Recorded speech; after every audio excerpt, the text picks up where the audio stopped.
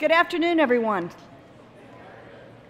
It's a pleasure to see all of you in this beautiful setting. What a gorgeous day that the Lord has provided to us. The weather is gorgeous, and it's so great to see so many old friends and some new friends. Good afternoon, and welcome to our Opportunity International Regional Summit, the first ever.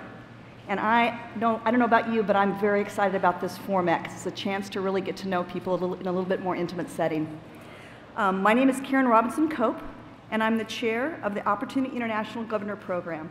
I had the pleasure of meeting Vicki with a group of folks in Nicaragua about a year ago, and it truly changed my life. I've been involved in Opportunity for a number of years, but being on the ground with Vicki and the team and seeing the impact we were having on so many lives truly changed my life, and it's an honor to be here today.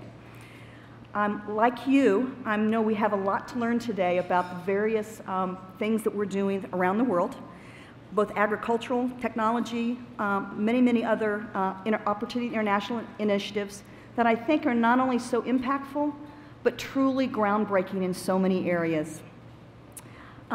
What I'd like to do first, though, because why we're all here is about the clients, and I'd like to introduce one of our clients.